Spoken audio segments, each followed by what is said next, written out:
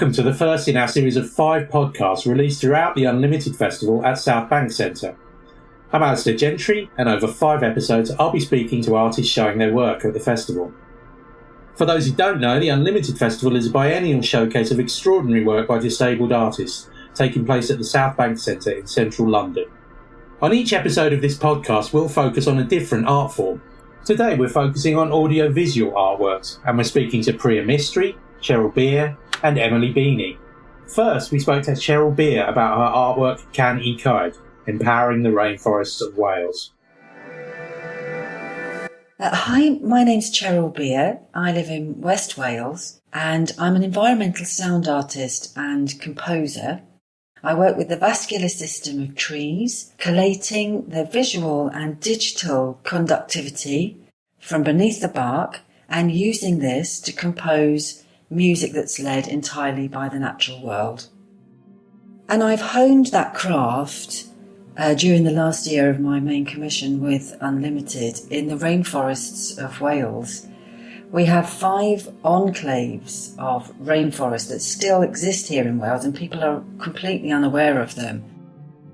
My commission, Can I Cyd, that's Welsh for Song of the Trees, Rainforest Symphony. The idea behind that was to bring together those 4 enclaves by composing a symphony from their biorhythms, because once they used to be one whole organism. Like in some parts, it's been carbon dated back, the moss, 10,000 years.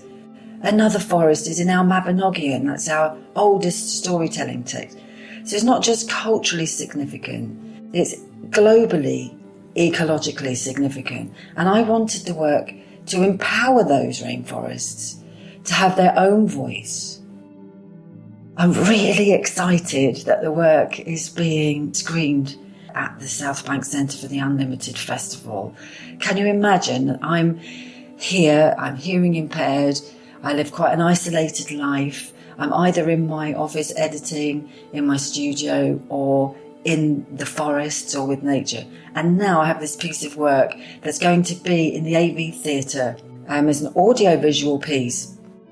It's all in slow motion because that's how it feels when you go into a rainforest. Time sort of stands still. It's like there's no concept of time. And you'll meet the trees. So every time you hear a note played or a phrase or a melody, that has come directly from the tree that you're witnessing. And I'm really excited that's going to be screened throughout the festival in the AV Theatre.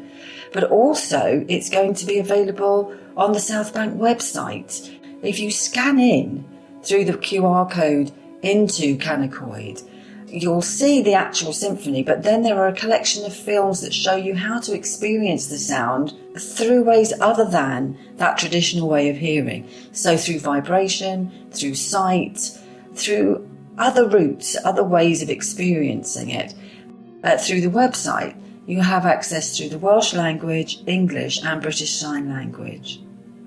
It felt really important to embed that access right at the core of the work because the whole of this process started for me by my hearing loss. I was a professional musician all my life and I just woke up 5 years ago and not able to hear the birds singing, not knowing what was going on, completely discombobulated.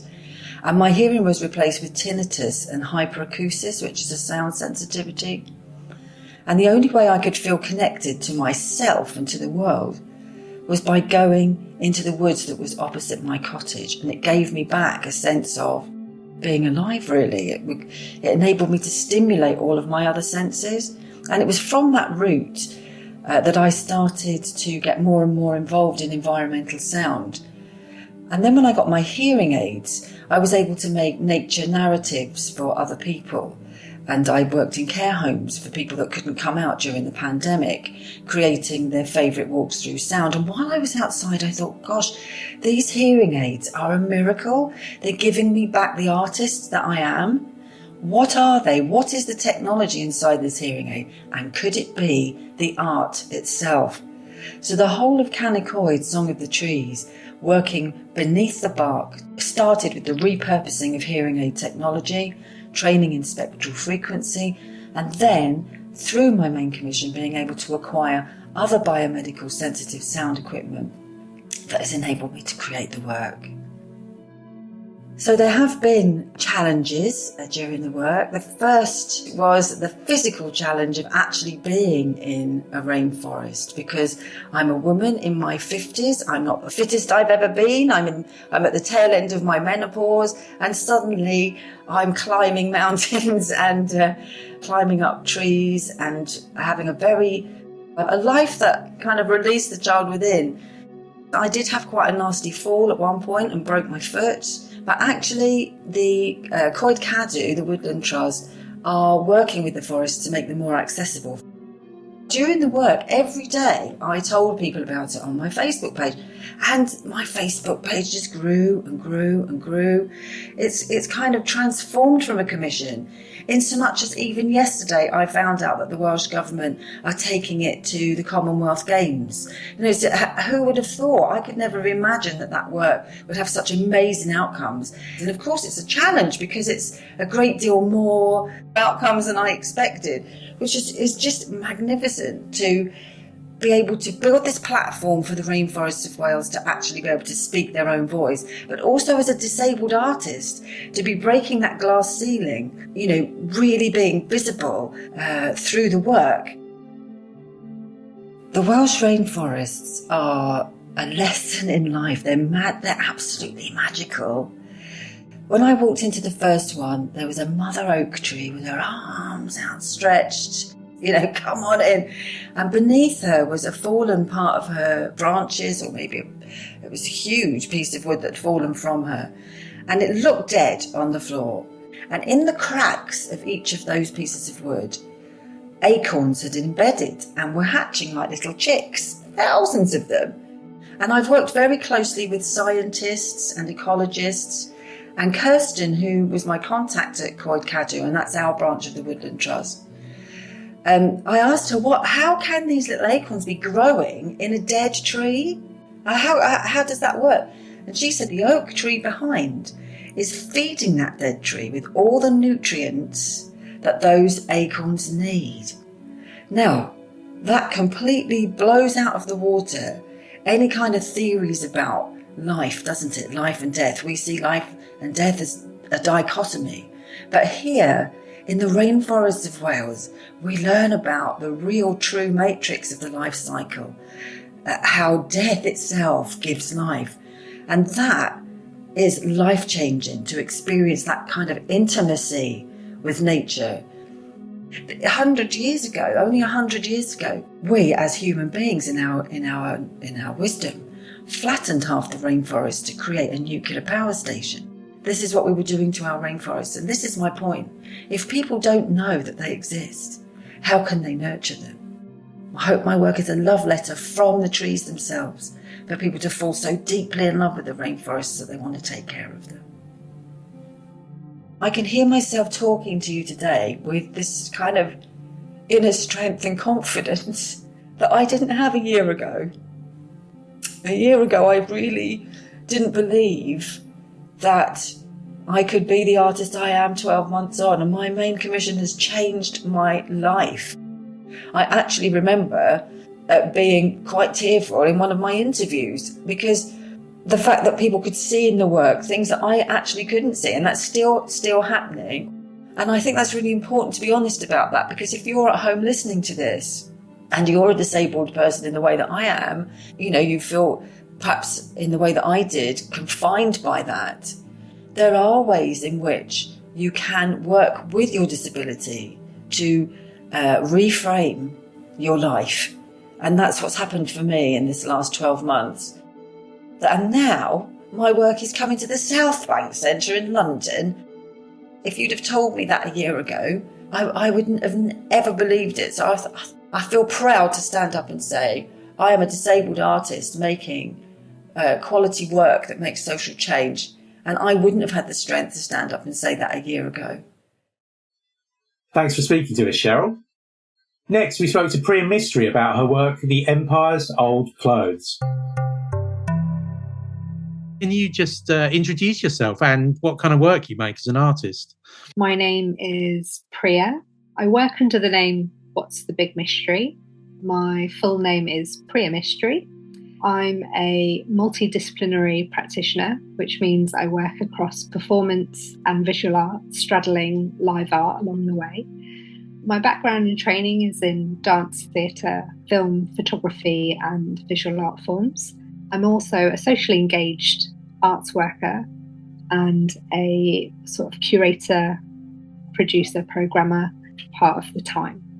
I make very cross-discipline work.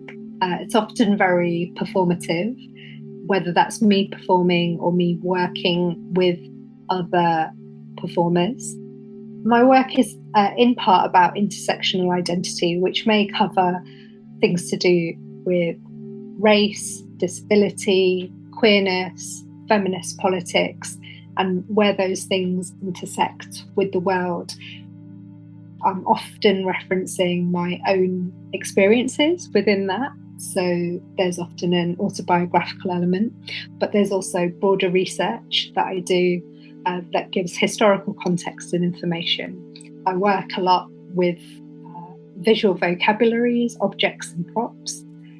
And then I also make work that is less about those themes specifically, though they may come in. Work that is about spatial choreographies, bodies as objects, objects as bodies, and about relationships between bodies and space.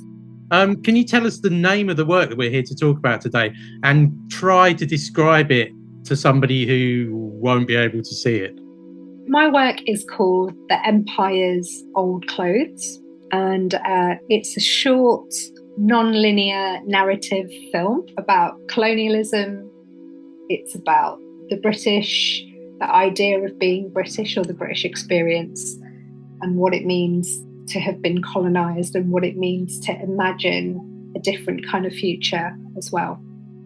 Visually and on a sound basis, I deal very much in imagery that's influenced by Indian and Afrofuturism, queer culture, but also like tableau vivant and sort of science education films, really then drawing on that Afro-Indian futurism element to imagine something different. So in part, the film is extrapolating what we know, what's been, and questioning it. And then it starts to look a little bit futureward about the possibilities of how things might be different, and for us to imagine those possibly together. So yeah, you mentioned a few things like Afrofuturism and similar things to that. Does that feed into the aesthetic of it and what it looks like? What is it kind of, what's the kind of aesthetic or the style of it? Yeah, so it's non-narrative, as I mentioned, and stylistically it's really bold and it is colourful, but I have like a series of different palettes that run through it, some that reappear. And when I say palettes, I mean colour palettes, but also symbolic things that you will see appear in it as well, like objects and outfits and things. In part, I'm referencing some like propaganda, like British Empire propaganda, but I also use the tropes of things like travel agency advertising. And then other sections will make references to science and scientific validation about ideas as well.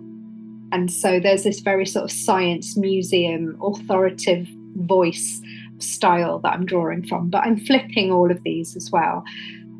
The futurism elements are like those more imaginative, space-like, alternative identities and possibilities.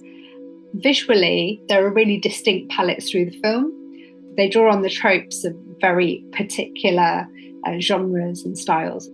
Can you talk about how and why you made this work? The commission came about because Unlimited's senior producer had been awarded an MBE and they had accepted it. And this is a very problematic and awkward situation. It would seem, at least in part, that Unlimited went about responding to that by raising this commission and inviting a few artists to propose work in response to that situation. So that's how it's come about. I'm also very aware that it comes into fruition at a point where it's a year where we have the Queen's Jubilee and we have the Commonwealth Games. And this work really flies in the face of all that national rhetoric. The audiovisual work is very much about questioning why things are the way they are, questioning the histories that are taught and promoted and are accepted, and presenting alternative possibilities, but also, other histories or othered histories, if you like, as well. And the purpose of that is not just to reach people who feel othered or who have experienced racism or ableism or, all sorts of prejudice, but I've made it, having in mind that I would really like people who think that racism doesn't exist or they don't experience racism or that empire is like something in the past. So this work is also for them. And so I'd really like it to reach not just a sort of arts audience, but a much broader audience. It's worth mentioning that Joe Verrant, who received the MBE, is director of Unlimited now, rather than senior producer. Can you explain, for those who don't know, what an MBE is? Because I suspect some people maybe don't know what it is and what it signifies. So MBEs, saying member of or order of the British Empire, have the words British Empire in them. And that in and of itself is a problem, because apparently the British Empire doesn't exist anymore, but its legacy and what it's done definitely has. And the idea of the Commonwealth is also problematic, because you have this term, the Commonwealth. Is that wealth common? Who is it common to? Or is it just a legacy of the British Empire taking money, goods, valuable things from other places and people? It's a real problem, because what the empire did was go around and eradicate other peoples, kill people, take over other people's countries, erase their cultures, their identities, oppressed people, oppressed entire cultures of people, and also change their way of life, their systems, and instead insisted on ideas that they thought were appropriate for everybody. Do you have any other kind of ideas about where you'd like this work to go, how you'd like to develop it? I think it would be great if the work is shown in other places and other parts of the country. And I think it would be really valuable for it to find its way into other former colonies. That would be interesting. I think that would also be a challenge to the work itself. I am vividly aware that at some point this work will hopefully become out of date. It has archival value at that stage. But if it doesn't become obsolete in some sense, we've got a problem on our hands. Artworks that were made 20 years ago, 50 years ago are still absolutely relevant today. It's also about giving confidence to other Black, brown, marginalised, repressed voices to come forth and speak of their experiences and the truths that are not told as well. Thanks, Priya. Finally, we spoke to Emily Beanie about her work, Deviant. Hello, my name is Emily Beanie. I am an artist and researcher. I've been making moving image works recently with 16mm photochemical processes. So the work that I'm showing at South Bank is called Deviant. Deviant is a 16mm black and white moving image piece that explores lived experiences of endometriosis. It was made collaboratively with a group of people all with experience of endometriosis, and it was really about trying to find a new language to express these experiences and to maybe challenge some of the existing conceptions of what these might be. So I kind of worked with this group, and it was a really fantastic experience. The group is the Endo Warriors, which are based just outside Edinburgh in a place called Livingston. Yeah, we kind of worked together last summer in a series of workshops, really focusing on the senses and really sort of like embedding ourselves in the natural environment as well, and trying to find landscapes and sort of imagery that spoke to more sort of internal experiences. So we made recordings, and then I kind of edited these bits of film strip. I felt like there was a kind of strong focus on rhythms, finding rhythms in the landscape and rhythms that resonated with the body. I think the nice thing about working with 16mm was that you can sort of intervene with that physical film strip. We kind of worked onto the film strip as well as editing it. I think the rhythms that came up in terms of endometriosis experience were experiences of kind of chronic pain, but also pain flares. And one of the ways we thought about trying to represent those pain flares was to sort of interrupt the film strips with bits of direct animation, which is when you work onto the film strip, and we sort of embedded bits from the environment we were working in. So we were on quite a craggy sort of beach along the Scottish coastline.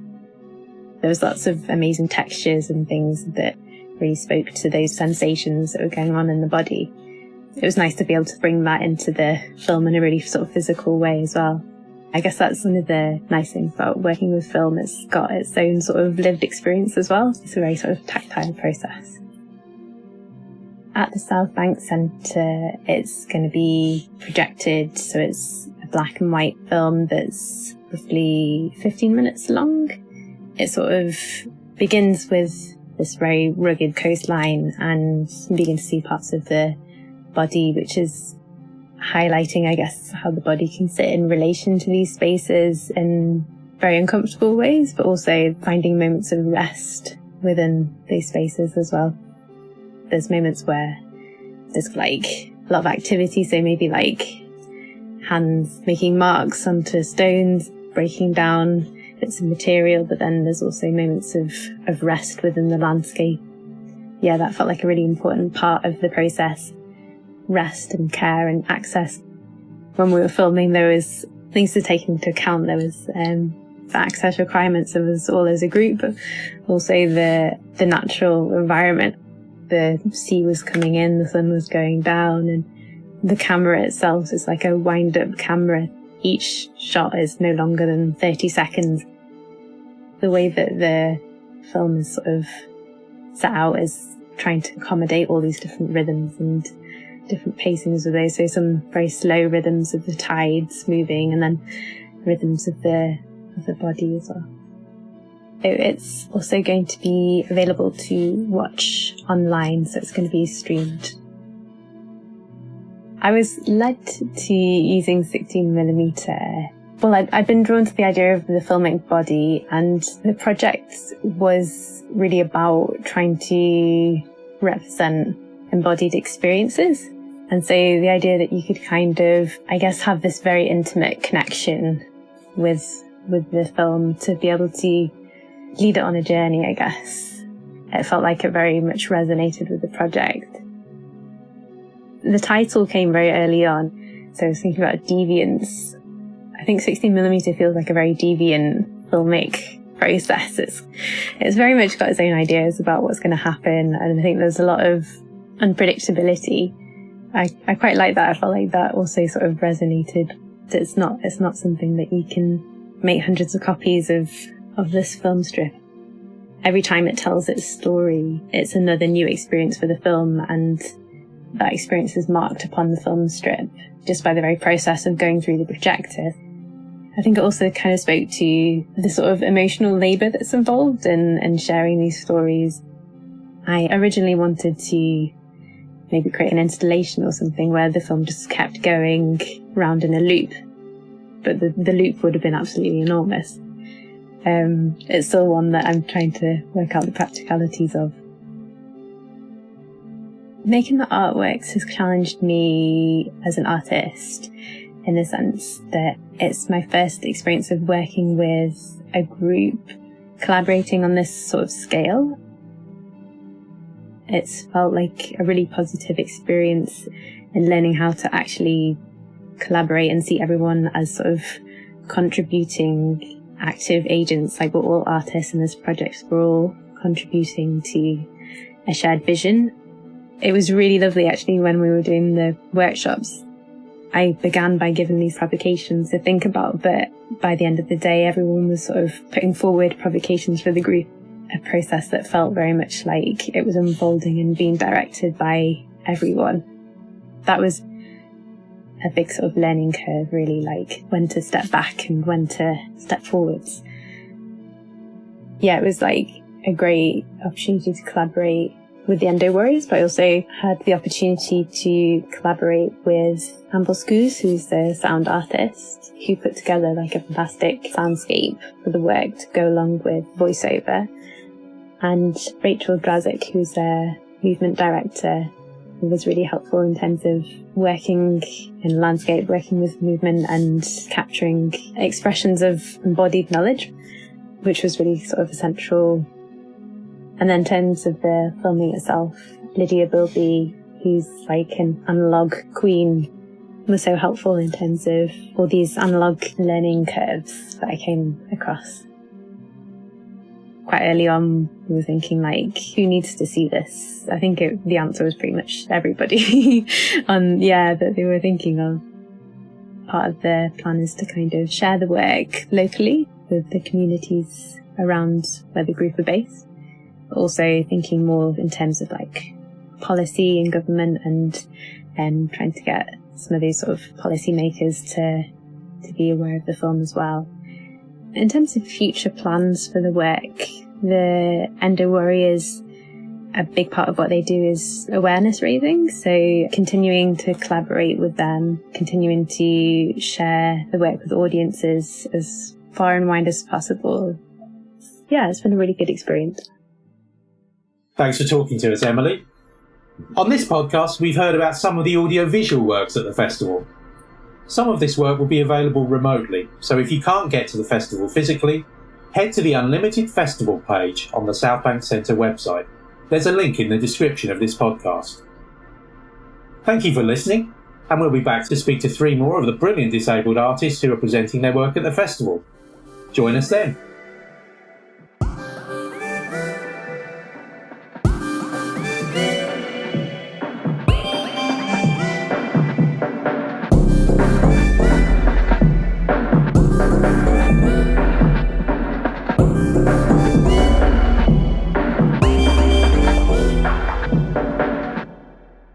This podcast has been produced by Unlimited thanks to funding from the British Council. Unlimited is supported by Arts Council England, Arts Council of Wales, Creative Scotland and the Paul Hamlyn Foundation.